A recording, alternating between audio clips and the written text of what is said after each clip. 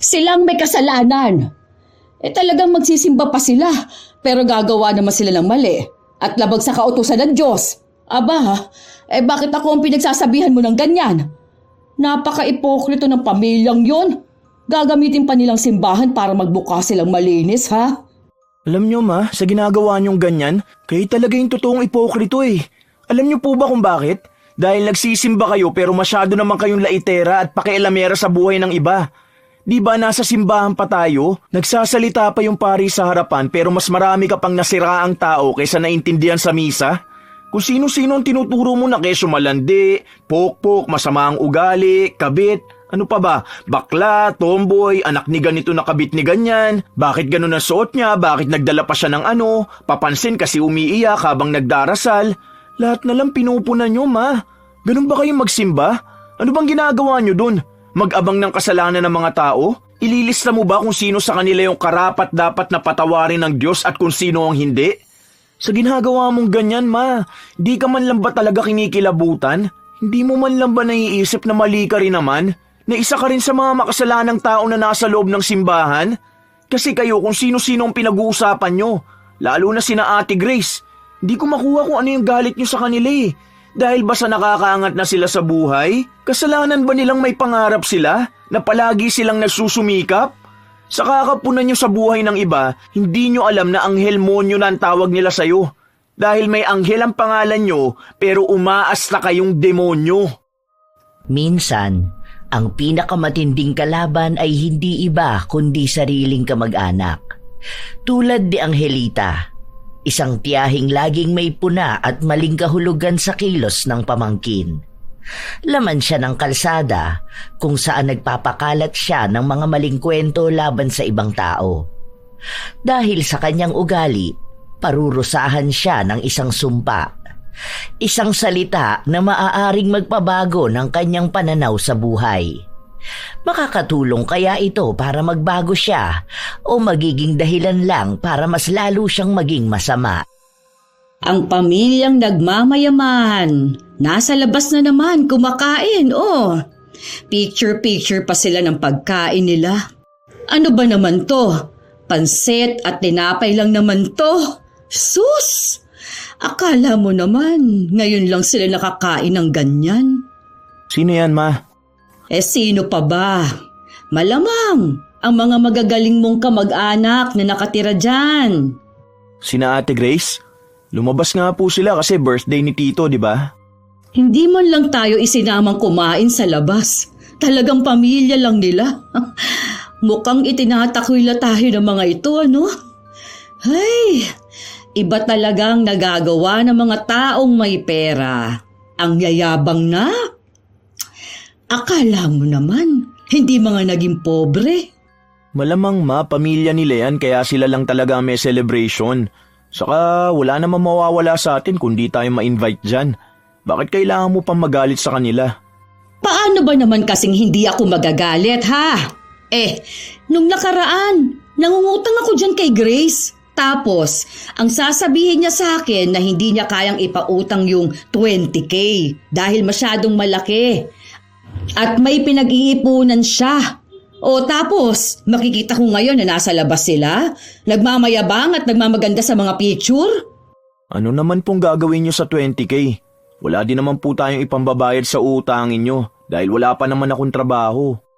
Ay basta, mayayabang sila. Pakita sila ng pakita na gumagastos sila tapos kapag hiniritan mo, walang mga pera. Kahit pa ilang araw na ang lumipas, inis na inis pa rin si Angelita sa kanyang pamangkin. Mabait naman si Grace at ang mga kapatid nito. Ngunit sa hindi maipaliwanag na dahilan, ayaw talaga sa kanila ni Angelita. Siya rin ang nagiging dahilan upang pumangit ang tingin ng mga tao sa pamilya na yon. Kahit na ang totoo, kung hindi tinulungan ng tatay ni Grace si Angelita, marahil ay sa lansangan pa rin sila nakatira ng kanyang mga anak. Isang araw, habang naglalakad papunta sa tindahan si Angelita, nakita niya ang pamangkin niya na bumaba sa kotse. Uy, saan ka galing? Ibang kotse na naman ang naghatid sa'yo, ah. Kahapon nakita kita. Nakamotor naman naghatid sa'yo pa uwi. Wala po tita. Nagkayayaan kasi kami ng mga kaibigan ko na magkita-kita eh. Sakto, wala naman din akong pasok ngayon kaya sumama na ako. Ano naman yung dala mo? Pasalubong mo ba yan? Hoy, baka naman balita ko, ang dami mo ng pera. Kita ko yung post nyo Mukha kayong mayaman doon. Pinabili po ito ni Chitoy. Sus! Gagamitin mo pang pangalan ng kapatid mo. Ayaw mo lang mamigay Bakit ganyan na ang ugali ninyo ngayon, Palibasa, nakakatikim na kasi kayo ng ginhawa. Kaya ngayon, kung ituring nyo na kami, para na kaming ibang tao. Lalo na yung kapatid mong bading, kung makapagmaldita sa akin, akala mo hindi ako tiyahin? Para atang pati mga pinsan ninyo, ayaw na ninyong kausapin Hindi po kami ganyan, tita. Kilala niyo naman po si Chitoy noon pa man. Ganyan na siya. Saka, hindi po totoo na sumama ang ugali namin. Kasi po, iba-iba naman po talaga ang ugali ng mga tao. Okay. Sabi mo Ano ba namang magagawa ko? Di ba, matalino ka kasi. Sige po, paraan na lang po ako. Ngumiwi ang labi ni Angelita nang lumampas sa kanya ang kanyang pamangkin. Nagpatuloy na siyang magpunta sa tindahan kung saan naabutan niya roon ang mga kapwa niya na mahilig pang himasukan ang buhay ng ibang tao. Ay, oo. Totoo ang sinasabi ko sa inyo. Ibang kotse na naman ang naghatid sa kanya. Pakiramdam ko, kaya ang daming pera ng mga yan kasi pok-pok yang si Mary Grace. Naku! Alam mo naman, yung mga mainhin na babae, di ba? Nasa loob ang mga kulunang mga yan. Malalandi. Maniwala kayo sa akin. Yan ang pinagkakakitaan yan. Yung sinasabi niya na VA, yan trabaho niya. Baka ang meaning ng VA, babaeng bayaran. Pabango lang yung VA na yan, Siyempre, mga magulang niya, kukonsintihin talaga yan. Pera na yan Kahit magbenta pa lang dangal ang anak nila, makaahon lang sa hirap. Noon pa niya gawain yan. College pa yan, may mga customer na yan kung sino-sino dyan. Dati nga palaging nakamotor ang naghahatid sa kanya. Nagmamalinis lang yung pamilya na yan. Tapos yung bakla, si Chitoy, nagbebenta yun ng party drugs.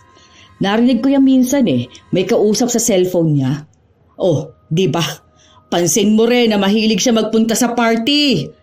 Magaling lang magtago mga yan Ako, bilang concern sa kanila kinakausap ko naman ang kapatid ko. Dahil syempre, para pagsabihan ng mga anak niya na magtrabaho naman ng marangal. Nakakahiya kasi yung ginagawa nila Tapos kapatid ko lalaki pa, di ba? Ano na lang ang mararamdaman niya kung yung anak niyang panganay, pok-pok. Kaso, wala Palagi niya lang sinasabi sa akin na hayaan na lang daw ang mga anak niya. Tapos yung isa na nasa Maynila. Ayun, isa pa yung idol ang ate niya. Kunwari, nag-aaral doon pero may pinapasukan yung trabaho doon. Parang high class na pok-pok. Alam niyo yun? Yung hindi sa bar nakikita sa mga kasino o mga mamahaling hotel?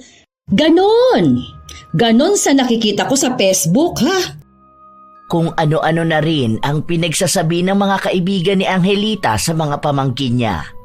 Lalo pat mas paniniwalaan siya ng mga ito dahil siya ang kamag-anak. Hindi kasi pala kaibigan ang magkakapatid o ang pamilya ni Grace kaya wala silang alam tungkol sa buhay ng mga ito. Hindi sila madalas magkwento sa ibang tao. Kahit naman sa tiyahin nila, hindi sila nagsasabi kaya kung ano-anong imbentong kwento na lang ang sinasabi ni Angelita. At dahil may naniniwala naman sa kanya, ipinagpapatuloy niya ito. Kaya ikaw, di ba, yung anak mo gustong ipasok ni Mary Grace sa trabaho niya? Naku, ingatan mong anak mo dahil mapupunta yan sa maling landas. Naku, Dangal na nga lang ang maiingatan, ibebenta pa kapalit ng kaginhawaan sa buhay. Di bali na lang na magdildil ng asin kesa kumain ng lechon na ang perang pinambili galing sa kalandian. Ingatan yung mga anak nyo. Huwag kayo magpapaniwala na kumikita dyan sa pagtutok lang sa laptop na yan. Naku, baka kaya nakatutok sa laptop kasi naguhubad na. Nakakadire ano. Hindi ko alam paano nasisikmura ng kapatid kong ginagawa ng mga anak niya. Naaawa ako. Wala siyang magawa Buti pa yung anak kong si Prince. Malapit na yung magkaroon ng trabaho. Teacher pa naman yun. Nako, kapag yun nakapagtrabaho na talaga, aasenso na rin ang buhay namin. Sige na. Siya. Uuwi na muna ako ha. Magsasaing na ako. Pagka-uwi ni Angelita, naabutan niya ang kanyang panganay na anak. Katatapos lang nitong magsaing habang ang isa niya pang anak ay nanunood sa cellphone nito. 3 ang anak ni Angelita at lahat yun ay iba-iba ang tatay. Kakahiwalay lang nila nang huli niyang kinakasama, kaya ang inaasahan na lang niyang tutulong sa kanya ay ang panganay niyang anak. Dahil ang dalawa ay nag-aaral pa. Kanina ka pa ba nakauwi? Bakit hindi kita nakitang dumaan sa tindahan? Doon ako sa kabila dumaan, ma. Sinabay ako ni Tito. Ano na pala ang balita sa pag-a-apply mo ng trabaho? Huwag mong kukunin kapag mababa ang offer sa'yo, ha? Naghahanap pa ako, ma. Kasi hindi pa naman ako nakakapag-exam Kaya ang pwede ko lang applyan ngayon private school. Pero hindi naman po mataas ang sahod doon. Iniisip ko na pwede naman na muna yun kahit na paano. Habang naghihintay pa ako makapag-exam. Sayang naman kasi ang araw, ma. Yung mga kaklase ko, gano'n naman ang ginawa nila Ay, hindi pwede yung ganyan. Dapat makakuha ka ng magandang trabaho, hindi yung basta-basta lang. Pinagmamalaki ko na sa mga kaibigan ko na makakapagtrabaho ka na sa magandang school. At malaki ang magiging sahod mo. Tapos papatusin mo lang ang maliit na sahod. Bakit naman sinasabi mo na kaagad, ma? Hindi pa naman nangyayari. Huwag ka na kasi makikipagchismisan dun sa mga tao na yun. Pare-pareho lang bad vibes ang dala ng mga chismis na ganyan Oo nga po pala, sabi ni Ate Grace sa akin kung gusto ko raw pwede niya ako ipasok dun sa trabaho niya. Wala akong experience pero tutulungan niya naman daw ako. Kaso iniisip ko pa dahil ang baba ng specs ng laptop ko. Ay hindi! Teacher ka pa naman tapos papasok ka sa ganong klaseng trabaho? Ano? Mababang uri ka ba ng tao, ha? Anong sinasabi niyo, ma? Di naman mababang uri ng trabaho yun. Legal yun, ma. Malaki rin ang pwedeng maging sahod dun. Magtatrabaho ba dun si Ate Grace kung hindi yun marangal? Hindi pwede! Ayoko machismis tayo. Nakakahiya ka. Nag-aral ka pa kung gusto mo lang maging bayaran. Ibebenta mong dangal mo kapalit ng pera? Ha? Hindi ko masisikmura yun ano? Kung kaya yun ng tito mo, pues ako, ha? Hindi! Anong sinasabi mo, ma? Hindi yun pagbebenta ng dangal. Totoong trabaho yun. Ano namang akala mo kay Ate Grace, ma? Pokpok yang si Mary Grace. Malamang, gumagawa ng kademonyohan ng pamilya nila. Kaya gusto ka nilang kunin. I-recruit ka nila para maisama ka sa impyerno. Bakit ganyan ka naman magsalita kay Ate Grace at sa pamilya niya? Baka nakakalimutan mo na si Tito ang tumulong sa atin para makakuha tayo ng bahay. Di ba, nasa Maynila tayo nun? Naalala ko yun, bata pa ako. Kung saan-saan tayo nakikituloy. May pagkakataon pa nga na natutulog tayo sa kalsada Tapos pinuntahan tayo ni Tito para tulungan tayo. Tapos nung nandito na tayo, nagbibigay sila ng pera para may makain tayo. Hindi tayo pinapabayaan. Tapos ikaw ganyan ka mag-isip? Pati ba naman si Ate Grace na ang bait naman sa'yo? Mahimik ka nga dyan. Wala tayong utang na loob sa kanila, ha? Dapat lang natulungan niya ako dahil kung hindi naman nila kinuha yung bahay, hindi naman ako lilipat sa Maynila, ano? Inuto kasi niya ni Kuya si tatay noon tingnan mo, nagiging bastos ka na, ha? Ganyan bang itinuro ko sa'yo? Ma, pinipilit naman kitang intindihin. Pero sana malaman mo rin kung anong mali mo. Lalo na mga kamag-anak natin yung pinagsasabihan mo na masama. Hindi lang basta kamag-anak Mga taong tumulong pa sa atin. Tapos kahit wala naman silang masamang ginagawa, kung ano-ano pang sinasabi mo. Tapos kinikwento mo pa yun sa ibang tao, di ba? Ano bang akala mo?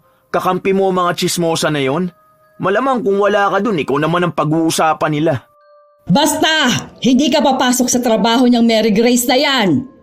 Bigyan mo ng kahihiyan ng pamilya natin, ha? Nag-teacher ka! Hindi ka para umidolo ng maruming babae! Nakakaramdam ng inis ang binata, lalo pat kasundo niya ang kanyang mga pinsan. At naaawa siya sa mga ito kapag naririnig niya ang mga bulong-bulungan tungkol sa kanila na ibinalita ng kanyang ina sa ibang tao. Pero kahit naman anong sabihin niya sa ina, hindi siya nito pakikinggan.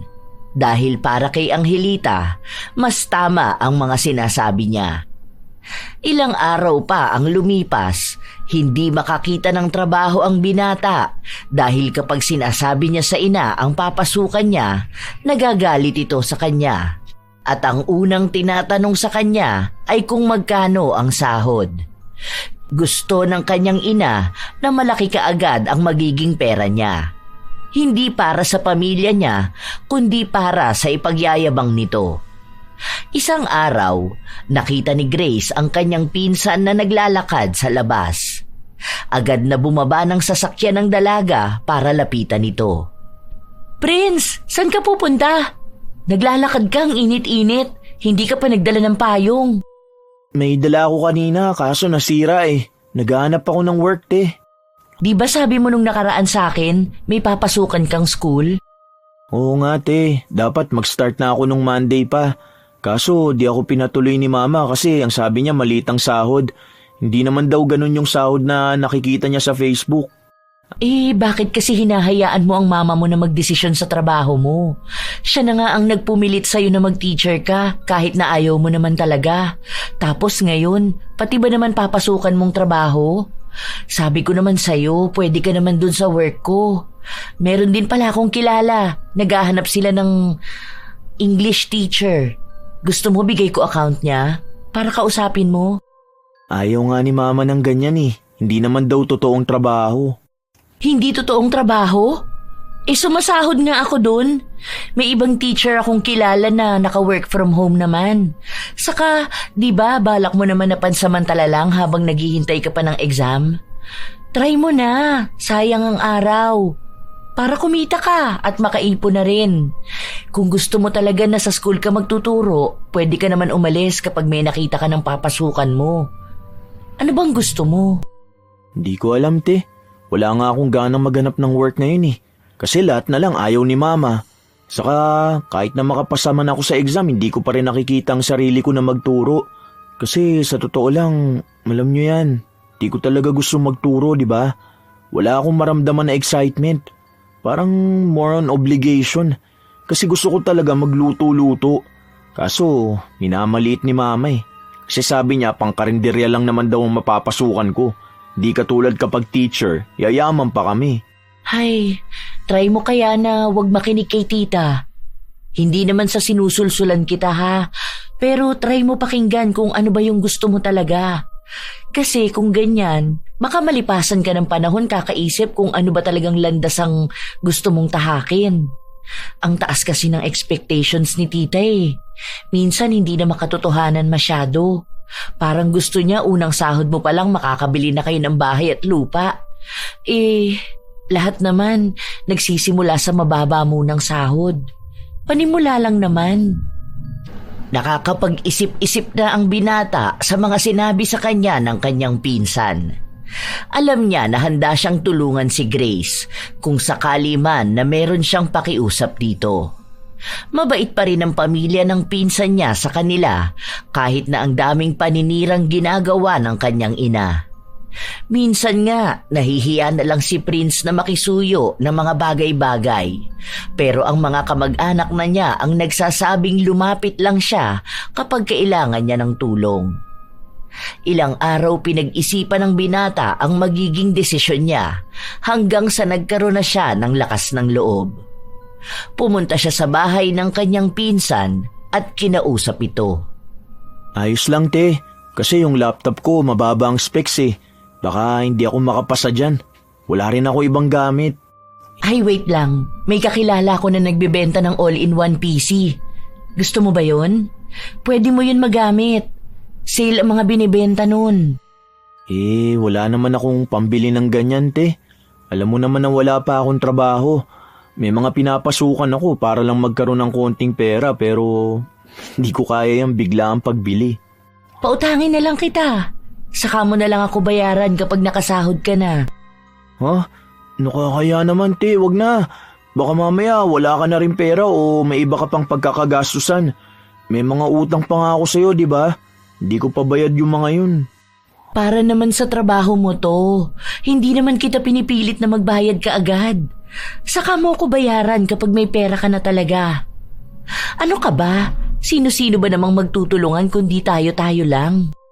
Ha? Sure ka ba dyan? Nakakaya naman sa'yo, te. Pero sige, salamat. Promise, kapag nakapasok na ako sa ganyan trabaho tapos nakakasahod na ako, magbabayad na agad ako ng mga utang ko sa'yo. Labis ang tuwa na nararamdaman ni Prince lalo pat magkakaroon na siya ng trabaho. Desidido na ang binata na magtrabaho kahit na hindi pa alam ng kanyang ina ang kanyang desisyon. Alam niya kasi na kapag ipinaalam na niya kaagad ito, magagalit lang ito sa kanya at kung ano-ano na namang masasakit na salita ang kanyang maririnig. Kilala niya pa naman ang kanyang ina kapag hindi niya sinunod ang gusto nito. Hindi na ito titigil na pangaralan siya. Hanggang sa sumuko na lang siya sa kanyang mga ginagawa. Noon pa man, ang dami na sanang nais gawin ni Prince pero pinapangunahan ng kanyang ina ang mga desisyon niya. Nang makakuha na ng gamit si Prince para sa kanyang papasukan, doon niya lang ipinaalam sa kanyang ina ang kanyang trabaho. At katulad ng kanyang inaasahan, galit na galit nga ito sa kanya. Ano ka ba naman, Prince? Nakakahiya ka, alam mo ba yun? Ano na lang ang sasabihin sa akin ng mga tao? Na yung anak ko gumagawa ng mababang gawain? Teacher pang tinapos mo tapos hindi mo naman pala magagamit, ha? Magtuturo pa rin naman ako, ma. Pareho lang yun, hindi lang sa school. Saka matinong trabaho to, ma. Magkakaroon ako ng sahod. Kanino po ba kayo nahihiya? Sa mga tao na wala namang naitutulong sa atin? Ni isa po ba sa kanila nakatulong para makabayad tayo ng bills? Para may makain tayo? Di po ba wala naman? Kaya bakit ka mahihiya sa kanila? Dapat sila ang mahiya dahil nakikialam sila sa buhay ng iba. Dahil ginagawa mo, ginagawa ni Mary Grace. Bakit po ba ang init ng dugo nyo kay Ate Grace? Hindi nyo po ba nakikita ang mga naitulong ng pamilya niya sa atin? Hindi niya kasalanan kung umaasenso na sila, ma. Deserve nila yun dahil nagsusumikap sila sa buhay at hindi nila inuuna ang panay chismis at paninira sa ibang tao. Ang hirap kasi sa inyo, ma. Nabubuhay kayo sa pantasya eh. Gusto nyo, kontrolado nyo lahat kahit na magkandaletse-letse ng buhay natin. Ikinahihiya mo yung hindi naman dapat ikinahihiya. Yan! Nagiging bastos ka na rin. Nadadamay ka na talaga sa ugali niyang pinsan mo eh. Sa susunod niyan, panigurado aalis ka na rin sa bahay. Tatalikuran mo na ang responsibilidad mo sa amin. Kasi malamang susulsulan ka ng pokpok na yon. Tapos dahil idol mo na rin siya, susundin mo na ang payo niya sa'yo, hindi ba? Akala ko ba matalino ka? Bakit hindi mo ginagamit, ha? Huwag nyo kasing pangunahan ang mga nangyayari, ma. Hayaan nyo na muna akong gawin to. Kasi makakatulong naman sa pamilya natin tong ginagawa ko eh. Hindi naman ako dinadala ni Ate Grace sa masama. Tinutulungan niya lang ako. Sana po yun ang makita nyo. Hindi yung galit na wala namang pinanggagalingan. Ay, bahala ka dyan sa buhay mo. Sige, may sarili ka namang desisyon. Huwag mo ipapaalam sa iba yung ginagawa mo dahil kahihiyan ng pamilya natin yan. Sa totoo lang, hindi alam ng binata kung anong kahihiyan ba ang tinutukoy ng kanyang ina.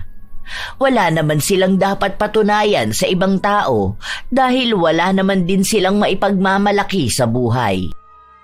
Ilang araw pa ang lumipas, nagsisimula na si Prince sa kanyang trabaho. Kapag may kailangan siyang malaman, tinatanong niya ang kanyang pinsan. Kahit na paano, nagkaroon na ulit ng saya si Prince. Kahit na hindi niya pa rin alam kung ano ba talaga ang gusto niyang gawin sa kanyang buhay nang wala siyang maririnig na puna mula sa kanyang ina. Sa paglipas ng mga linggo at buwan, nakakakuha na ng maayos na sahod ang binata. Nababayaran na niya ang kanyang pinsan kahit na paunti-unti. Nakakabayad na rin sila ng kuryente at nakakabili na ng pagkain. Natutuwa siya sa nangyayari pero mukhang siya lang ang masaya. Kahit na magkano pa ang ibigay niya sa kanyang ina, tila ba hindi yun sumasapat. Isang araw, nasa labas na naman ang kanyang ina at nakikipag-usap sa mga kaibigan niya. Teka, si Mary Grace ba yan? Ang pamangkin kong mahinghindutin? Saan naman kaya galing yan? May naghatid na naman sa kanyang nakakotse. Aba, panalo na naman yan. Mukhang big time ang customer niyan ngayon. May dala pang mga pinamili, ha? Nakatingin lang sila sa dalaga habang naglalakad ito palapit sa kanila. Nakaharang sila sa daraanan ni Grace kaya napahinto ito sa harapan ng kanyang tiyahin at ng mga kaibigan nito. May problema po ba? Bakit po kayo nakatingin sa akin? Wala naman pamangkin ko. Nagagandahan lang talaga kami sa'yo. Kaso, lalo kayatang pumuputi ngayon Tapos, bagong kulay pa ang buhok mo. Blondie yan, di ba? Opo. Kanina lang ako nagpakulay. Sinamahan ko kasi yung kaibigan ko eh.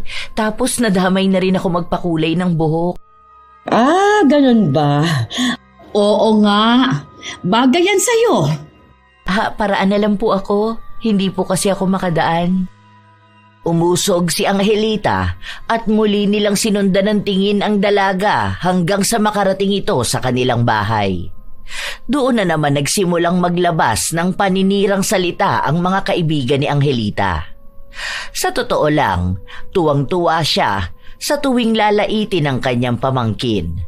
Pakiramdam niya ay palagi siyang nakakalamang sa buhay kapag may nagsasabi ng masama tungkol kay Grace. Diba? Ganong kulay ng buhok ang gusto ng mga pokpok. Halata naman sa kanya na laspag na siya, hindi ba? Ay, kawawang bata. Sinira ang sarili para lang sa pera. Kaya ako, yung mga anak ko, palagi kong pinapangaralan na huwag gagaya sa mga pinsan nila. At baka mapariwara ang buhay nila. Lalo ng panganay ko, si Prince na teacher. Aba, close pa naman sila niyan. Pinagbabawalan ko palagi dahil nga hinihikayat siyang dalhin sa impyerno. Feeling ko talaga, pera na ang Diyos nila. Pero hayaan na natin, dumarating din naman ang karma sa mga taong katulad nila. Hayaan na lang natin na langit ang magparusa sa kanila. Oo nga pala, anong oras tayo magsisimba bukas? Agahan na lang siguro natin, ano? Matapos nilang panghimasukan ang buhay ng iba at siraan ng mga taong hindi naman nila lubos na kilala, pinag-usapan naman nila ang tungkol sa pagiging makadiyos nila. Kinabukasan, maagang ang nagising si Angelita at naabutan niya ang kanyang anak na nagluluto ng almusal. Ang aga mo naman atang nagising. Sasama ka ba magsimba? Sumama ka na. At para naman malinawan yung kaisipan mo, para mailayo ka sa masasamang gawain. Dapat ipagdasal mo na bigyan ng kalinawan ng puso mo para maging mabuti kang anak na susunod sa utos ng magulang. Kasi ang ginagawa mo, gawain niya ng dyablo Nagpapasakop ka na sa kasalanan. Kasi wala kang ibang ginawa kundi ang sumama dun kay Grace. Tara na! Magbihis ka na. Wala naman po kasi kaming ginagawang masama. Ganyan talaga ang dulot sa'yo ng kasamaan. Inaakala mo na wala kang nagagawang masama dahil lalalaso na nila ang utak mo. Ganyan ang gawain ng mga dyablo rito sa lupa. Ay, tingnan mo nga si Grace. Mukhang mabait, mukhang inosente at anghel. Pero ang kaluluwa nun, sunog na sa impyerno. Hindi ako papayag na mangyayari yun sa'yo. Kaya hanggat maaga pa, agapan na natin yan. Grabe naman kayo magsalita, Ma. At talagang pupunta pa kayo sa simbahan sa lagay na yan? So, tingnan mo. Natuto ka na talaga sumagot. Sumama ka sa akin. Bilisan mo, magbihis ka doon. Huwag mo akong gagalitin ngayon, Prince. Linggo ngayon, araw para sa Panginoon. Napailing na lang ang binata. Tuwing linggo talaga ay laman ng simbahan ng kanyang ina. Hindi kumikibo ang binata habang kasama niya si Angelita. Kapag may naririnig siyang sinasabi ng ina, napapabuntong hininga na lang siya. Dahil kahit kasi sa loob ng simbahan, hindi mapigilan ng ina na punahin ang mga nakikita niya. Lalo na kapag may kakilala sila na nagsimba, may mga kwento siyang hindi naman din totoong nangyari. Ano ba naman yan? Tingnan mo yung babae na maigsi yung buhok. Tomboy siguro yan. Dapat hindi na nagpunta yan dito Ano bang akala niya? Matutuwa sa kanya ang Diyos kapag nakita siya? Ay sas! Wala rin naman yung dasal niya kung hindi niya babaguhin ang masama niyang gawa. Magpakababae siya. Dahil babae at lalaki lang naman ang ginawa ng Diyos. Pati ba naman buhok ng tao kailangan mo pang punahin, Ma? Malay mo naman gusto niya lang magpagupit ng buhok. Malaya naman ang mga taong gawin ang gusto nila. Lalo na kung hindi naman yun nakakaapekto ng masama sa kapwa nila. Kahit na, makasalanan pa rin yan. Parang yung babae na yun, kita mo yun. Dating nakatira kina Maria. Yung nagbebenta ng kakanin. Kabit yan dati. Tapos naging GRO pa. Tapos gayon, pasimba-simba pa siya. Baka kasalanan naman. Hindi po ba kaya nga ginawa tong ganito para sa mga taong makasalanan? Kung ang mga taong mabubuti lang ang pwedeng pumasok sa simbahan, baka walang maging laman to. Hindi naman napatunayan na naging kabit yan Isa pa, matagal na panahon naman na yata silang tumigil maging GRO. Ginawa niya lang yun noon dahil may sakit yung nanay niya. Hindi natin alam kung anong pinagdaanan niya at anong kwento kung bakit nagawa niya yun. May karapatan naman sigurong magbago ang mga tao, Ma. Kahit na, nakakahiya pa rin makita siya ng mga tao rito. Palibasa makapal ang mukha niyan. Yan yun na lang siya, Ma. Di naman siya nagsimba para matuwa sa kanya ang mga tao. Kakapansin niyo sa kanila, hindi niyo na napakinggan ang sinabi ni Father. Huwag ganyan, Ma. Sayang lang ang pagsisimba mo kung di mo naman binabagong ugali mo. Nainis si Angelita sa sinabi ng kanyang anak. Hanggang sa natapos ang misa, wala siyang ibang bukang bibig kundi ang inis niya dahil sa sinabi sa kanya ni Prince. Naririndi na ang binata kaya gusto na niyang umuwi. Kilala niya ang kanyang ina. Hanggat naiinis ito sa kanya, hindi ito titigil na magsalita at magdaldal. Habang naglalakad sila palabas, tinawag sila ni Grace. Nagsimba rin pala ang buong pamilya nito. Napangiwi na naman ang bibig ni Angelita. May panghuhusga sa kanyang mga mata. Nagsisimba rin pala kayo? Opo, tita. Di ba dati pa naman po? Pauwi na po ba kayo? Tara po, kain muna tayo. May masarap daw na silog dyan sa gilid. Bagong bukas lang yun. Sus, hindi na. Baka mamaya isumbat nyo pa sa akin yung ililibre ninyong mumurahing pagkain. Uuwi na kami. Kayo na lang ang kumain. Total kayo lang naman ang pamilya, hindi ba? Baka sumakit pa ang tiyan ko dahil masama ang loob ninyong maglabas ng pera na pambayad sa kakainin namin. Ano pong ibig niyong sabihin, tita? Hindi naman po ako nanunumbat. Katatapos lang magsimba, nagsisinungaling ka na kaagad.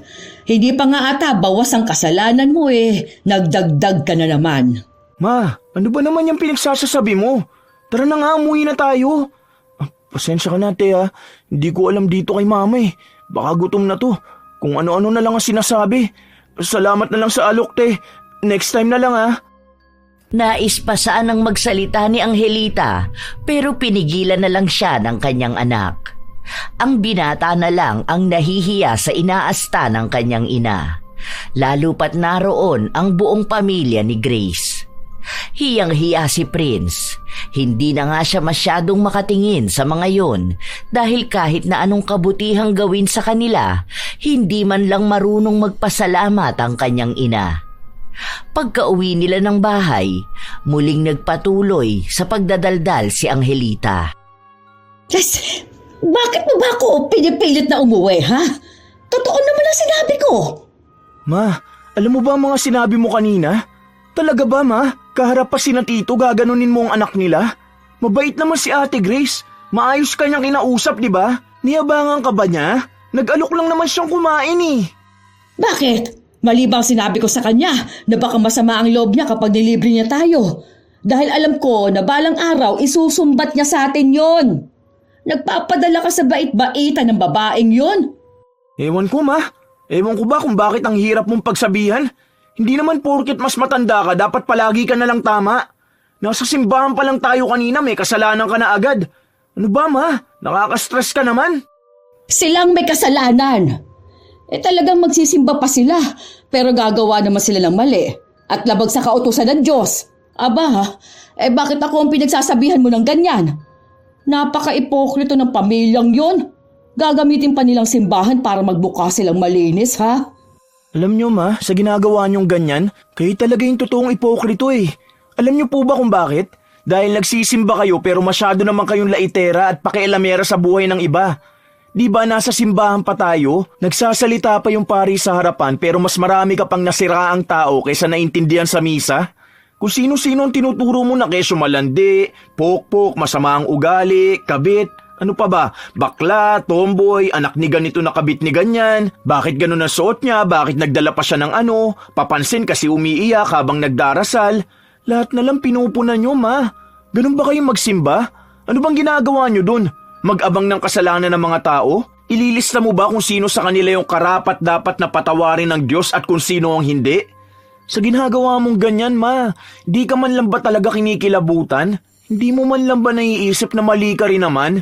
Na isa ka rin sa mga makasalanang tao na nasa loob ng simbahan?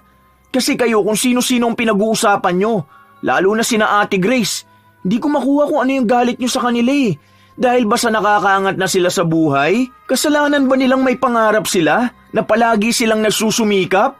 Sa kakapunan nyo sa buhay ng iba, hindi nyo alam na anghelmonyo na ang tawag nila sa'yo.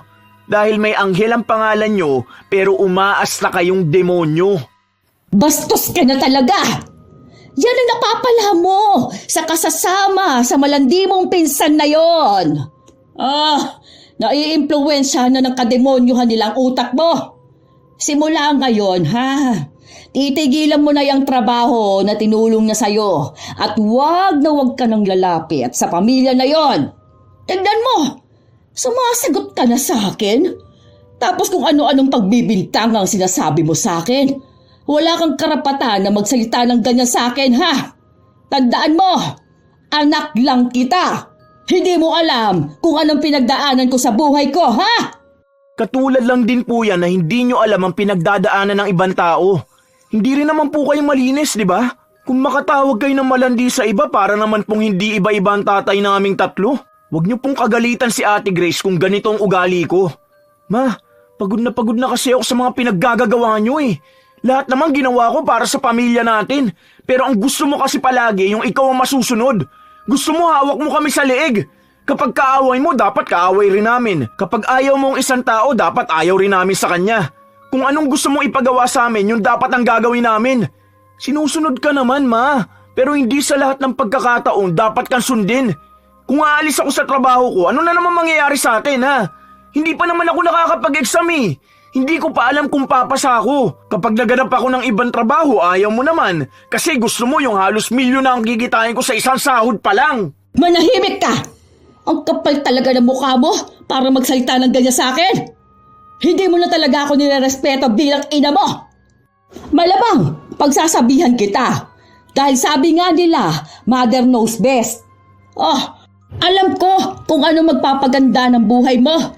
Hindi mo yun nakikita dahil nagpapasulsul ka doon sa pamilya ng demonyo. Ma, ang mother knows best hindi ang ginagamit pang manipula ng anak. Pwede mo akong payuhan, pero hindi pwedeng sa lahat ng bagay kailangan ikaw ang masusunod. Lalo na kung hindi naman talaga yun ang gusto ko. Lalo na kung hindi ako masaya sa bagay na yun, Ma.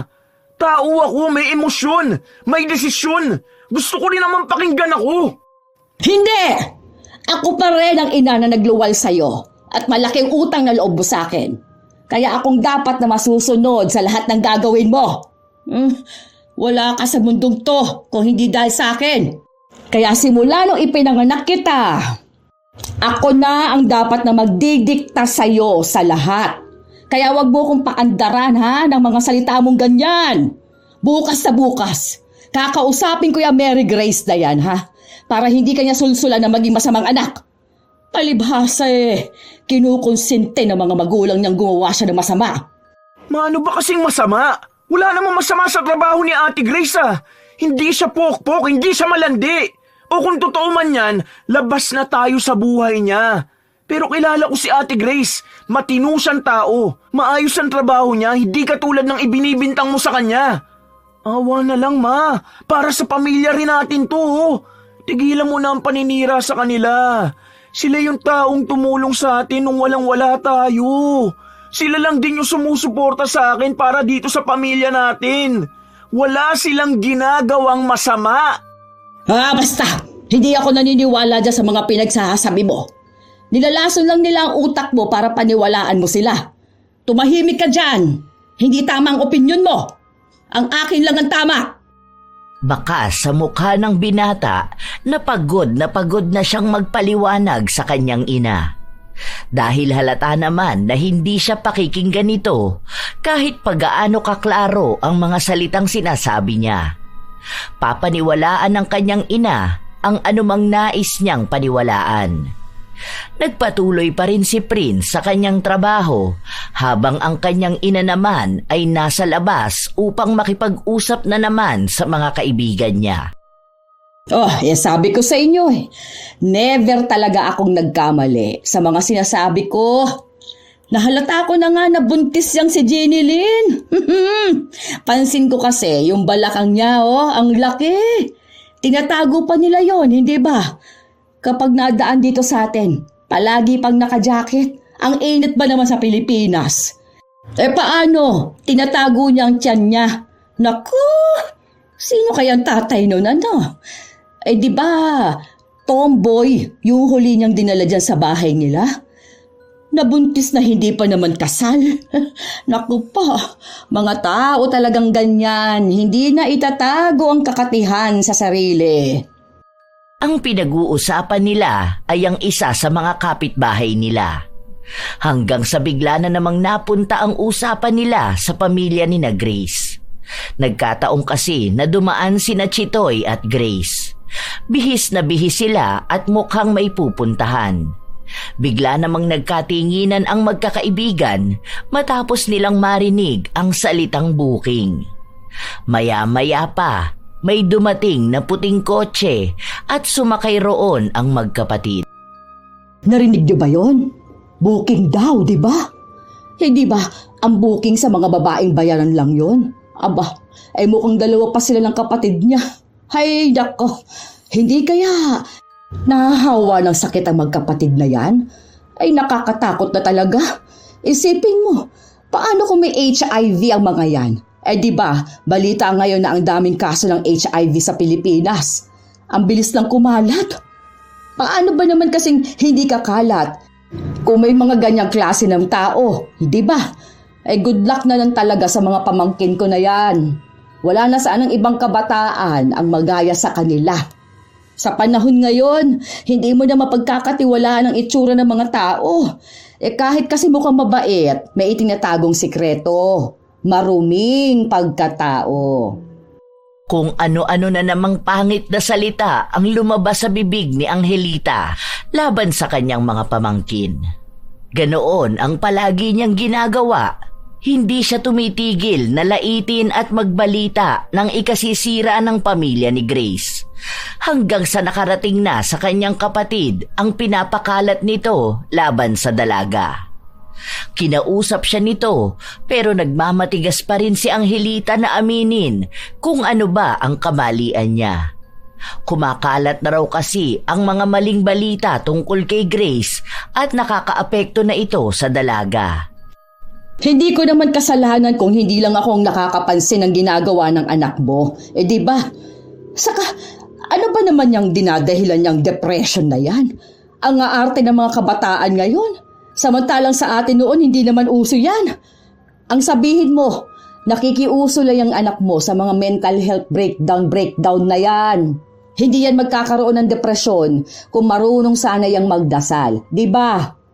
Hindi mo kasi inilalapit sa Diyos ang mga anak mo, kuya. Hindi naman tayo ganyan pinalaki ng papang, di ba? Sana naman ayusin mo rin ang pagiging ama mo sa kanila. Sabihin mo dyan kay Mary Grace na ayusin niyang buhay niya hanggat kaya pa. Sumuko siya sa Diyos. Nako, yung nararamdaman niyang depresyon, baka yan na yung singil sa kanya ng demonyo. Nagalit ang kanyang kapatid dahil sa mga salitang sinabi niya. Hindi naman daw niya pinababayaan ang kanyang mga anak at kung may ginagawa man na mali ang isa sa mga anak niya, sisiguraduhin niyang didisiplinahin niya ito. Mas kilala niya raw ang kanyang mga anak kaysa sa kanya o sa sino mang tao sa paligid nila. Kaya huwag siyang magsasalita ng laban sa kanila, lalo na sa panganay niya na walang ibang ginawa kundi ang maging mabuti sa kanya. Pinagsabihan din siya nito na huwag niyang gagamitin ang pangalan ng Diyos sa mga walang kabuluhang bagay. Dahil hindi rin naman nagpapatalo si Angelita, nag-away sila ng kanyang kapatid hanggang sa sinabi sa kanya ng kanyang kapatid na wag na lang silang mag-uusap kung hindi naman magbabago ang kanyang ugali at pakikitungo sa kanyang anak. Ay, siya! Mas mainam nga naman talagang ganyan na ang nangyari, no? Ayoko na rin naman tawagin na kamag-anak ninyo. Nako! Sige lang, magbulag-bulagan ka dyan sa ginagawa ng anak mo, ha? Akala mo ba, hindi namin narinig na may booking silang dalawa ng baklang salot mong anak, ha? Sige lang, yung pera nyo ang sambahin nyo. Hindi ko na alam kung anong mangyayari sa inyo. Sa totoo lang, nakakaawa ka, kuya. Hindi ka naman ganyan noon. Pero siguro nga, iba nang nagagawa ng pera sa isang tao. Sige, wag na lang din kayong hihingi ng tulong sa amin, ha? Magkalimutan na lang tayong dalawa. Hindi na kita kapatid simula ngayon. Masama ang loob ng kapatid ni Angelita sa mga salitang binitawan niya. Ilang sandali pa, kapansin-pansin na tila ba nahihirapan itong huminga. Napahawak pa siya sa kanyang dibdib. Oh, anong kaartihan yung ginagawa mo, Antonio? Sos, kunwari ka pa dyang hindi ka makahinga. Ano, idadrama mo na naman sa akin ang sakit mo, ha? Magtigil ka dyan, ha? Habang naghihirap ang kapatid niya na nasa sahig na, walang ibang bukang bibig si Angelita kundi ang paninira sa pamilya nila, lalo na sa mga anak nito. Alam niyang totoong may sakit ang kanyang kapatid dahil kahit noong mga bata pa lang sila, kapag masama ang loob ni Antonio, naninikip ang kanyang dibdib at nahihirapan siyang huminga. Pero walang pakialam si Angelita kahit yata mamatay pa sa harapan niya ang kanyang kapatid. Ito'y baliwala lang sa kanya. Mabuti na lang at nakita sila ng bunsong anak ni Antonio kaya humingi agad siya ng tulong. Habang si Angelita naman ay naglakad na pabalik sa kanilang bahay. Ilang sandali lang din, dumating ang kanyang anak at mukhang galit na galit ito. Ma, bakit naman ganun ang ginawa mo kay Tito? Ano na naman pinagsasabi mo sa kanya? Alam mo ba na critical ang kondisyon niya ngayon? Kung hindi pa siya nakita, baka doon na siya namatay. Aba, bakit ba sa akin ka nagagalit, ha? Matagal naman na siyang may sakit. Ako ba ang gumawa ng sakit sa kanya, ha? Baka karma na nila yan. Alam mo naman po pala na may sakit siya, pero anong ginagawa mo? Binibigyan mo pa siya ng sama ng loob? Mabait na nga sila sa atin, ganyan ka pa. Hindi ko na alam kung paano kita ipagtatanggol eh. Kasi ako mismo, hiyang-hiya na talaga kay na tita. Sa totoo lang sa lahat ng kapatid niyo, si Tito Antonio lang ang may malasakit sa atin eh. Wala namang kahit na sino sa mga kamag-anak natin ang gustong tumulong sa atin, di ba? Tapos sila pa ang nakikitaan mo ng mali. Pare-pareho lang silang lahat na masasama ang ugali dahil lang sa nakakaangat sila sa buhay. Makasalanan ba nila kung mahirap tayo, ha? Kasalanan ba nila na ganito ang buhay natin? Hindi naman, di ba? Kayo noon lumaki kayo sa hirap. Pero alam niyo po ba kung anong pagkakaiba niyo sa mga kapatid niyo? Sila kasi inuuna nila yung mga pag-angat nila.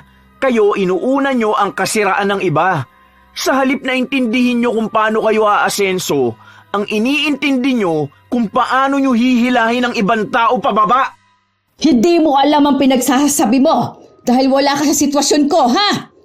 Kahit pa magalit silang lahat sa akin, di ba itinakwil naman na nila ako? Kanina, anong sabi sa akin niyang pinagmamalaki mong tsuhin?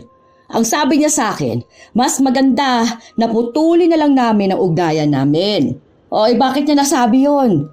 Dahil nasasaktan siya sa katotohanan na mali naman talaga ang paraan ng malanding Mary Grace na yan. Para lang makaahon sila.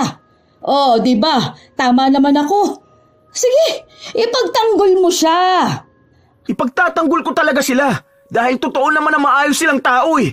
Di ko alam kung saan nyo napupulot yung pinagsasabi nyo tungkol sa kanila. Dapat nga mas kilala nyo sila eh dahil kamag-anak natin sila. Alam mo ba na narinig ko sila na may booking sila, ha? Doon pa lang alam na natin kung anong trabaho nila. Pero patuloy nilang tinatago. Iba-ibang sasakyan na naghahatid at nagsusundo sa kanya, di ba? Minsan nakakotse, minsan naman motor. Anong ibig sabihin nun? Pakawala yung Mary Grace na yan. Kalapating mababa ang lipad. Ma, ang booking na sinasabi mo, sasakyan yun. Hindi na doon panahon nyo na walang gumagamit ng teknolohiya. Kaya hindi nyo alam kung anong booking na sinasabi niya. Yung sasakyan, yung motor na naghahatid kay Ate Grace, binubook niya yun sa app. Grab, Joyride, Move It. Ganyan yun, ma. Ano ba naman yan? Di mo kasi nilalawakan ang isip mo eh. Kita mo na. Nakakaisip ka ng paraan kung paano mo ipagtatanggol ang pamilya na yon. Sa kanila mo na ba gustong sumama, ha? Iwan mo na rin kami ng mga kapatid mo. Pababayaan mo na lang ba kami? Sige. Kung yan ang gusto mong gawin, gawin mo. Basta't hindi mo maaalis sa akin ang paniniwala kung malandi at pokpok yang Mary Grace na yan. Yan ang hirap sa'yo, May. Ang pinaniniwalaan mo lang kasi sarili mo. Kahit na alam naman natin ang mali ka, hindi mo ako pakikinggan dahil napipigong ka sa katotohanan. Nagpapatuloy ang bangayan ng mag-ina. At katulad sa ilan pa nilang pagtatalo, palagi pa ring nagpupumilit si Angelita na siya ang tama at kung anong sinasabi niya, yun dapat ang paniniwalaan. Kalaban niya ang sino mang tataliwas sa kanyang opinyon. Habang patuloy na nagpapalitan ng salita ang mag-ina, bigla namang dumating si Grace. Halata na galit siya, pero pinipilit niya pa rin kumalma. Nandito naman pala ang magaling kong pamangkin. Anong kailangan mo sa akin, ha? Hihingi ka ba ng tulong tungkol sa tatay mo? Ang sabi niya sa akin, hindi na niya ako kailangan pa, hindi ba? Kaya hindi na kami magkapatid, hindi na kami magkakilala. Anong pinag-usapan niyo ni tatay at ganun ang nangyari sa kanya? Tita ko po kayo, kaya gusto ko pa rin kayong respetuhin kahit pa ilang beses ko nang napapatunayan na kayo ang dahilan kaya ang daming chismis na kumakalat tungkol sa akin. Hindi po ako nagpunta rito para linisin ang pangalan ko sa paningin niyo o sa paningin ng kung sino man. Dahil una sa lahat, wala kayong alam sa buhay ko. Kaya wala dapat kayong karapatan na diktahan ako sa kung anumang ginagawa ko. Dahil alam ko at alam ng Diyos na wala akong masamang ginagawa. Ang hipokritang babae. Ginamit pa talaga ang Diyos para sa kalandian niya. Ma, yan ka na naman. Bakit? Totoo naman Ang yabang ng pamilya na yan Simula nung kumikita ng malaki sa pagiging pokpok ang Mary Grace na to, nag-iba na rin ang ugali nila Kung saan-saan na nagpupunta, kung ano-ano na ang kinakain. Tapos kapag hiniraman mo naman ng pera, palagi niyang sinasabi na wala. Na hindi niya kaya yung halaga na uutangin mo? Aba, Mary Grace, hindi mo madadala sa impyerno yung pera mo. Opo, tama nga po kayo. Hindi ko nga madadala ang pera ko. Pero yung kasamaan po ng ugali nyo, madadala nyo po yan. Tita, tumatanda ka na po. Maikli ang buhay ng tao. Huwag mo naman pong dalhin ang ganyang klase ng ugali. May oras pa po para magbago. Kasi sayang naman po ang linggo-linggo niyong pagpunta sa simbahan kung hindi niyo naman sinasabuhay ang salita ng Diyos, di ba? Punyeta kang babae ka! Hindi akong dapat na magbago. Kayong mga bait-baitan, pero may itinatago naman. Prangka akong tao kaya kayo nagagalit. Dahil pawang katotohanan ang sinasabi ko. Kayong marumi, hindi ako. Masama yung ginagawa niyo, tita. Masyado kayo nagmamalinis na tao. Nagbabanal-banalan kahit kayo naman ang isa sa pinakamakasalanang tao. Malagas sana yung ngipin nyo para naman matigil na kayo sa panghihimasok sa buhay ng iba at pagbibigay ng masasakit na komento sa buhay nila. Hindi lang ako ang apektado ng mga maling chismis nyo na yan. Ang dami sa mga kapitbahay natin ang nahihirapang kumilos dahil nakaabang kayo palagi. Kahit na wala namang masamang ginagawa sa inyo yung tao, sisiraan nyo. Ay, ewan ko talaga kung anong mangyayari sa inyo kapag nalagas lahat ng ngipin nyo. Abo, kung hindi nga naman may sa demonyong babaeng ito, talagang hihiling pa ng masama sa kapwa. Talagang isinumpa mo pa ako, no? Ikaw sana ang parusahan ng langit. Eh di parusahan na lang kung sinong dapat na parusahan, di ba? Alam natin kung sino talaga ang may maling ginagawa. Maliban na lang kung hindi mo talaga kilala ang sarili mo, kaya ayaw mong tanggapin ang mga kamalian mo. Wala naman ding mapapala ang galit ko sa'yo eh. Pero sana naman, magbago ka na, tita. Ang Hilita nga ang pangalan mo. Demonyita ka naman. Hindi na naghintay pa si Grace ng mga salita mula sa kanyang tiyahin. Agad na rin siyang umalis, pero alam niyang inis na inis ito sa kanya. Kilala niya ang tiyahin. Hindi nito matatanggap na ibang tao ang mananalo kapag nakikipag-argumento siya. Ilang araw pa ang lumipas, hindi pa rin nakakalimutan ni Angelita ang naging sagutan nila ng kanyang pamangkin. Ipinagkalat na naman niya sa iba nilang kapitbahay ang pagiging bastos ni Grace. Kinakampihan naman siya ng mga kaibigan niya at sinasabi na siya naman talaga ang tama. Dapat lang din daw na alamin ni Grace ang lugar niya, lalo pa at mas matanda si Angelita sa kanya. Halos 2 linggo ang tinagal ni Antonio sa ospital bago ito nakalabas.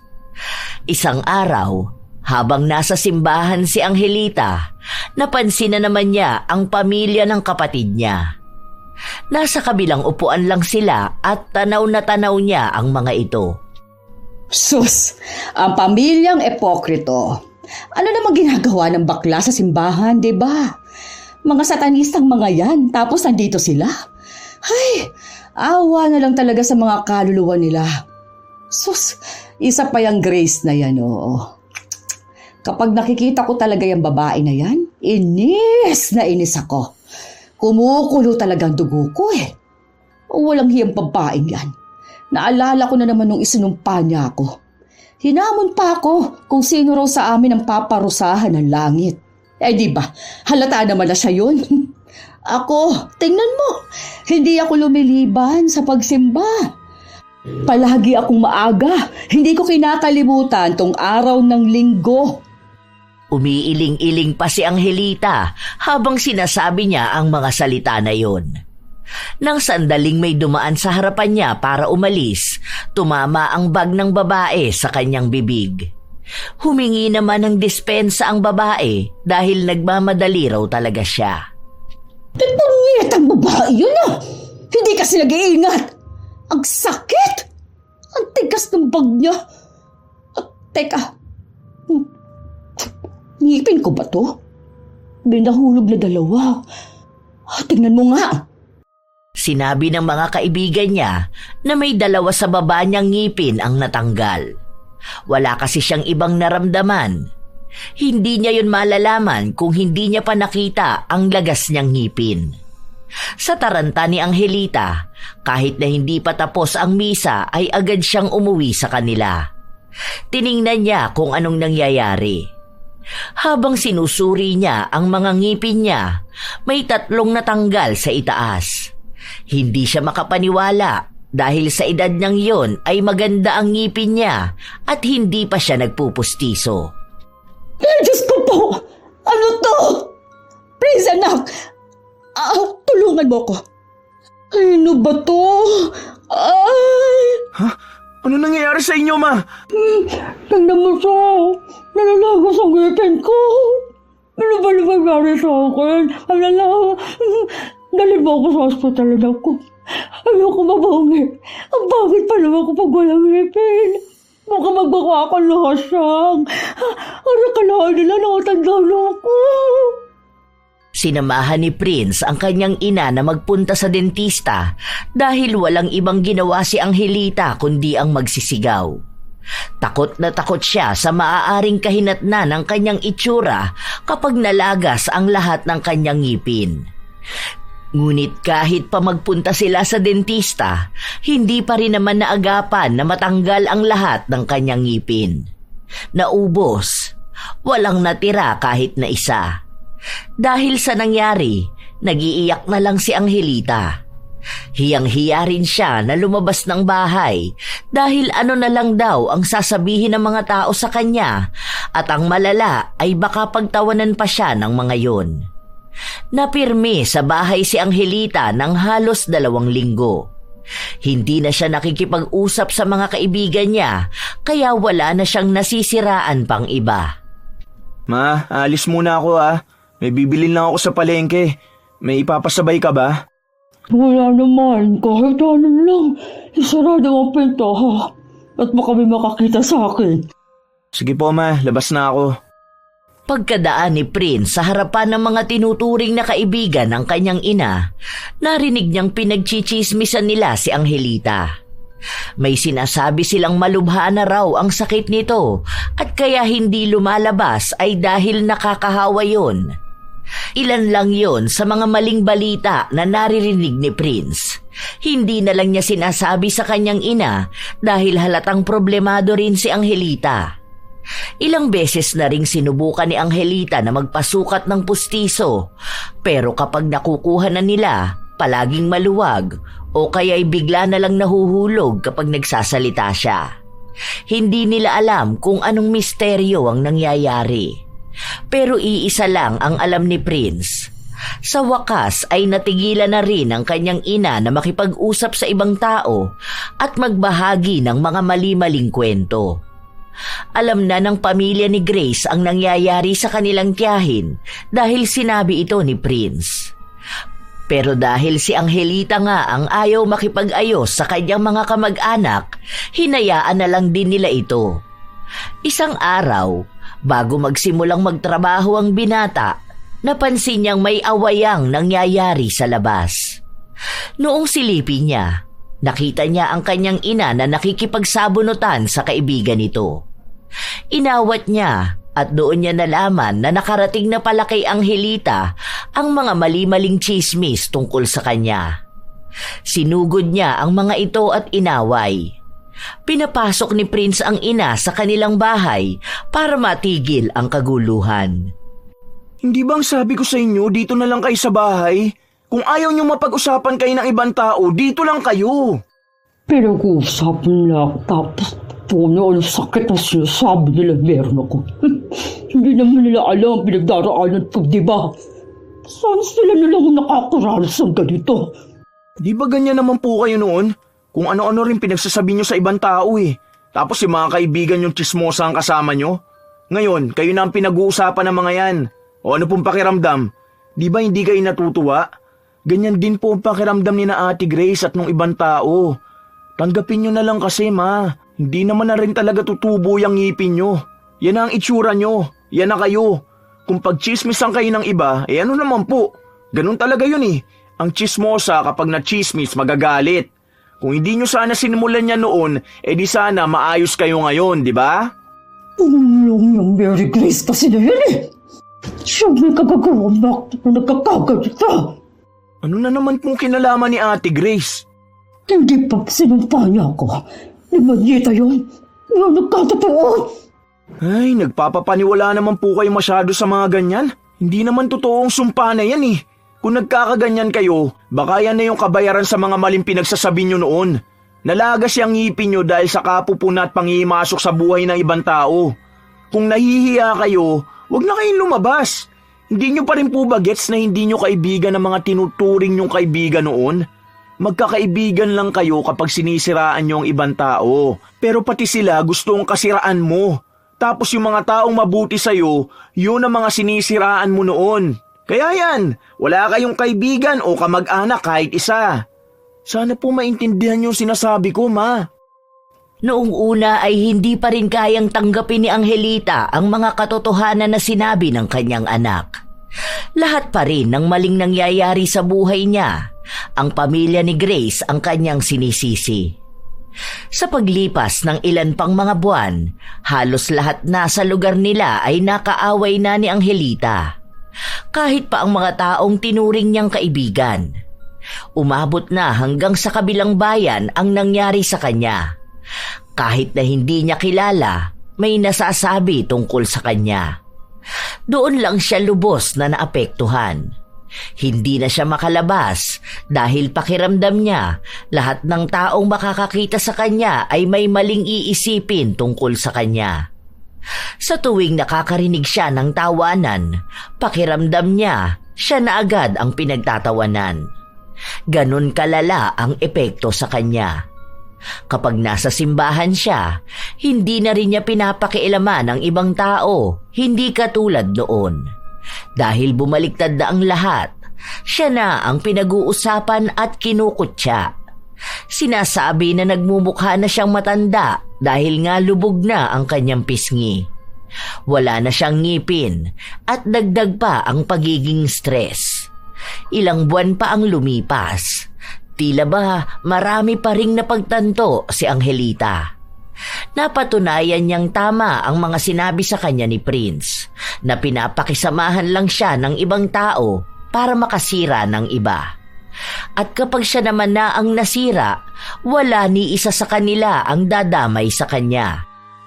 Isang gabi, naabutan ni Prince ang kanyang ina. Nakasilip lang ito sa bintana at para bang may tinitingnang tao sa labas. Oh, anong ginagawa mo dyan, Ma? Nagpapakamusang ka na naman yata dyan. Narinig ko lang kasi ang boses ni Babe Grace eh. Kaya sinilip ko. Andun nga sila. Naman siguro. Gusto mo bang tawagin ko? Hindi na. Huwag na. Ano naman gagawin nila rito, di ba? Hayaan mo na. Dumaan lang naman niya sila eh. Saka, di ba? Sabi nila na hindi naman na nila ako kamag-anak. Balak na sanang magsalita ni Prince pero biglang may kumatok sa kanilang pinto. Nang buksan niya yon, ang kanyang tiyuhin ang bumungad sa kanya. Ah, mabuti naman po, Tito. Maayos na kayo. Napasyal po yata kayo. Sinabi nito na gusto niyang dalawin ng kanyang kapatid. Malapit na raw kasi ang Pasko at ilang buwan na silang hindi nagkikibuan. Sinabi niya rin na nababalitaan nga raw niya na may malubhang sakit si Angelita, kaya nag-aalala siya sa kanyang kapatid. Sa totoo lang ay nakakaramdam ng hiya si Angelita dahil sa narinig niyang yon. Wala naman pong sakit si Mama. Naglagas lang po talaga yung ngipin niya. Lahat po as in. Nagpunta na po kami sa ospital. Ilang check-up na po ang ginawa. Wala naman pong nakita. Hindi na lang po siya lumalabas dahil sa hiya. Ang dami kasing tsismosa na gaya niya ang pag-gala-gala sa labas. Kakapasukat lang po namin ang pustiso niya. Kaso natanggal na naman po eh. Bumili kami nung pandikit kaso ayaw ring gumana. Kaya nag-stop na lang din po kami. Ang dami na po kasing gastos eh. Hindi kumikibo si Angelita. Nakatingin lang siya sa malayo. Dahil hindi niya alam kung anong sasabihin niya sa kanyang kapatid. Lalo pat naaalala niya kung paano sila nagtalo nung huling beses silang nakapag-usap. Kung anong galit ang ibinigay niya para maging kritikal ang kalagayan nito sa ospital. At kahit na gano'n ang ginawa niya, hindi man lang siya humingi ng tawad. Ilang sandali pa, iniwan ni Prince ang dalawa para makapag-usap. Lumabas ang binata kung saan naabutan niya roon ang kanyang pinsan. Kumusta na kayo dyan? Ganun pa rin naman, te. Nandun sa loob si Tito at si Mama. Baka magtalo na naman ang dalawang yun, ha? Hindi na. Feeling ko okay na si Mama eh. Baka na-realize niya na rin kung gaano siya kamosang noon, di ba? Tignan mo yung mga kumarites niya. Ayun, di na siya kilala. Highlight na siya ng chismis na mukhang pati sa kabilang barangay nakaabot na. Naririnig nila ang usapan sa loob ng bahay. Naririnig nila kung paano mag-usap ang magkapatid at kung paano humingi ng tawad si Angelita sa mga kasalanan at mga mali niyang nagawa. Nahihirapan silang intindihin dahil hirap magsalita si Angelita dahil wala nga siyang ngipin. Ang ibang sinasabi niya ay hindi malinaw na salita. Pero ang alam nila, naiintindihan na mismo ng ginang ang resulta ng mga kasalanang nagawa niya. Doon, nagkapatawaran ng magkapatid. Malaki ang pagsisisi ni Angelita dahil sa naging ugali niya. Pati sa mga anak ni Antonio ay humingi siya ng tawad, lalong-lalo na kay Grace. Kinausap din ni Angelita ang kanyang pamangkin. Wala na po yun, tita. Basta magbago na kayo, ha. Huwag na kayo magtatambay dyan sa labas. Huwag nyo nang panghimasukan ang buhay ng ibang tao dahil lahat tayo may kanya-kanyang pinagdaraanan. Hindi natin alam ang kwento ng bawat isa. Hayaan nyo na po yung mga marites sa labas. Wala naman silang naitutulong sa inyo, no? Huwag nyo na rin pong awayin si Prince. Tingnan nyo, mukha na po siyang kawawa sa sobrang stress niya. Grabe ka naman, Ate Grace. Hindi pa kasi ako naliligo, no? Di ba kapag naka-work from home, bihira maligo? Nagtawanan silang lahat. Doon na muling nagsimula ang pagkakaroon ng liwanag sa buhay ni Angelita. Naging mas magaan ang kanyang pakiramdam simula nung hindi na niya iniisip ang buhay ng iba. Hindi na niya inuungkat ang dating kamalian ng mga kakilala niya. Bago sumapit ang Pasko, nagpagawa ulit ng pustiso si Angelita kung saan sumukat na yon sa kanya. Kaya nakakangiti na ulit siya at nakakapagsalita ng maayos. Nang magkaroon na siya ng pagkakataong lumabas, binaliwala na niya ang mga kaibigan niyang siniraan din siya noon. Hindi na siya tumatambay sa labas dahil naririnig niya lang ang mga yon na nagpapatuloy na panghimasukan ang buhay ng ibang tao. Hindi na rin iniintindi ni Angelita ang sumpa na ginawa niya sa kanya ni Grace. Alam niyang dala lang yun ng galit ng dalaga, kaya nakapagsalita siya ng hindi maganda. Tunay naman na sobra ang lumalabas sa kanyang bibig noon, kaya parusa na rin ang pagkalagas ng kanyang mga ngipin. Marahil kung hindi naman nangyari yon ay hindi siya mamumulat sa pagkakamali niya. Ilang linggo pa ang lumipas, sumapit na ang Pasko. Nagkabatian silang pamilya. Naging maayos ang samahan. Pagsapit ng bagong taon, nagsama-sama sila at ang handaan na magaganap ay sa bahay ni na Grace. Happy New Year! Sana ay maging mas masagana pang susunod na taon at mga susunod pa. Happy New Year, tita! Nauna ka pa magbago kaysa sa bagong taon. Oo nga, ano. Bida-bida talaga ako no. Pinapangunahan ko ang lahat. Pero at least okay naman yung pagbabago mo. Kesa naman nagbago ka nga. Kaso pasama naman ang pasama ang ugali mo, di ba? Hindi na akong tita ninyong Anghel Monyo, ano. Sorry talaga sa mga chismis ko noon, ha. Lalo na dun sa booking. Matanda na kasi ako. Ang booking na alam ko noon kapag i-book ka ng lalaki. Natawa naman ako dyan, tita. Hayaan mo next time, isasama kita sa booking ko, ha? Depende na lang kung anong booking ang gusto mo. Nagtatawanan sila habang pinag-uusapan nila ang mga bagay na yon. Mas nauunawaan na ni Angelita ang tunay na halaga ng isang pamilya dahil kahit na anong sama niya noon, mahal siya ng kanyang kapatid at ang mga pamangkin niya ang tumulong sa kanyang mga anak. Nagpatuloy si Prince sa kanyang trabaho at kasabay naman noon ay nag-aaral siya para kunin ang kurso na gusto niya talaga. Hinayaan na rin siya ng kanyang ina na magkaroon ng kalayaang sundin ang anumang gusto niya, lalo na't kung may kinalaman naman ito sa kanyang pag-unlad. Sobrang tuwa ni Prince dahil hindi na niya kailangan pang makipagtalo sa ina para lang magawa ang gusto niya. At hindi naman ibig sabihin na pinayagan na siya, hindi na niya alam ang kanyang limitasyon. Ang ginagawa pa rin naman ng binata ay para sa kanyang pamilya. Nais niya rin na mabigyan sila ng magandang buhay. Naging kakampi na ni Grace ang kanyang tiyahin, kaya kung sino man ang dumudungi sa pangalan nito ay siyang kinakalaban naman ni Angelita. Minsan talaga, ang unang nagiging dahilan ng pagkasira ng isang tao ay ang kanilang mga kamag-anak. Mga tao na minsang naging katulad ni Angelita na takot sa pag-unlad ng iba. Nasisilaw sa mga salita ng kasiraan at nagiging lulong sa kanilang galit.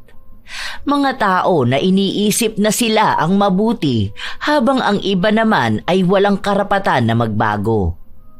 May mga ipokritong makadiyos ngunit hindi makatao. Pero sa huli, lalabas pa rin naman ang tunay. Sisingaw rin kung sino ba ang may tinatagong baho. Dapat ay maging mabuti sa kapwa. Huwag gumawa ng maling kwento na tiyak na ikasisira ng iba. Huwag panghihimasukan ang buhay ng may buhay. At lalong-lalo na, huwag pupunahin ang naging kasalanan nila nang hindi tinitingnan ang sarili mong pagkakasala. Dahil baka sa kababantay mo sa dumi nila, hindi mo na nakikita na mas marumi ka sa kanila. Ugaliing maging mabuting tao dahil bawat isa may iba't ibang kwento. Ang tunay na mabuting tao ay hindi nasusukat sa dami ng dasal na binibigkas, kundi sa kabutihang ipinapakita sa kapwa. Huwag sirain ang iba para lamang maitaas ang sarili. Sapagkat ang kasinungalingan at inggit ay laging bumabalik sa pinagmulan nito. Sana ay nagustuhan niyo ang ating kwento ngayon. Kayo ba mga apo, may kilala rin ba kayong katulad ni Angelita? Na isang taong makadiyos, ngunit hindi naman sinasabuhay ang mga aral sa kanila? Ibahagi nyo naman ang inyong kwento dahil nais kong mabasa ang inyong mga pinagdaanan na kahalintulad sa ating bagong kwento ngayon. Shout out sa ilan sa mga masusugid na tagapakinig ng mga istorya ni Lola Telang. Malia Torres, Larry Gumangan, Noli Merillo, Inang Ausa, Valentina Orsia, Maria Imperial, Cherry May Libiran, Irene Canubas, Jordan Mea, Hayashi J. Megan, Ami Yong, Annalisa Malatbalat, Jen Vlog, MJ Rivera at advanced happy birthday sa anak niyang si Jared Rivera na magba-birthday sa September 12 from Mama Jessica Rivera. Beth, maraming salamat sa pakikinig nyo. Dino Mesa, Josie Aniban, Eileen Remorque, Joan Topez, Matthew Eduardo, Elizabeth Maramot, Juvie Tagapan, Maglinas Family ng Caloocan City at Tagapan Family ng Valenzuela City, Dashi, Jomer Bronola, Cyrus Lago, Mel Santarita, Marivic Salazar, Blessy May, Eva Colya, Lynn Toledo. Shout out din sa inyo, Ann Vital, Rico Camposano, Chona Sotis, George Ativo, Almex, Judith Blaso, Judith Sexy at Josaina Corporation. Elgin TV Vlog, Rosalie Clemente, Joy Bunyag Pangilinan ng Kapas Tarlac, Joanna Marie Pangilinan ng South Korea, Corazon Cacalda, Rhea, Alia Jewel Lanada, Florence Joyce Ferras, Jovin Barasona at sa kanyang ate Laika Barasona. Shout out sa inyo, Abby Ruiz, Lou Makatangay, Lovely Rose Roa at kay Princess Rain Roa Alawami, Kevin Zark, kina Laika at Angelina ng Pampanga, Aubrey Villarosa, Aileen Castor, Belen Malbas, Ami Pacana, Marlene Guevara, Rosnea Lagrada at sa Lagrada family ng Barangay New Cuyo, Sheila Legrama, Leonardo Agbayani Jr., Larnie Azurin, Marilor Guevara at sa Guevara family, kina Jenjen, CJ, Janela, Jessie, Nanay Loretta at Miko, Richelle Adapon, Laura Lee Altarejos, Ad Mako, Darlene June, Hana Marie Sevare, Elenita Esporlas, Chris Zaiden Cavan, Sue Maalim, Grace Hementera, Hazel Fiesta, May Mau Vlog, Bernadette Liantejero, Maria Thiris Alimios, Tess Gutierrez na nasa Hong Kong.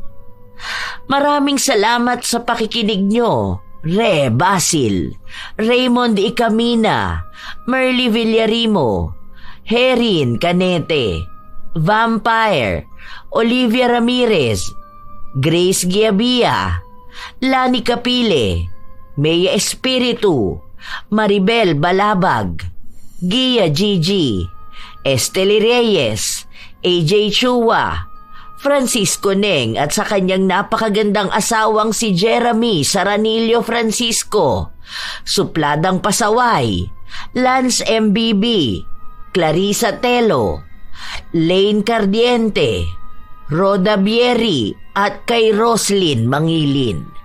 Ito ang inyong Lola Telang at maraming salamat sa lagi niyong pakikinig sa mga istorya ni Lola Telang.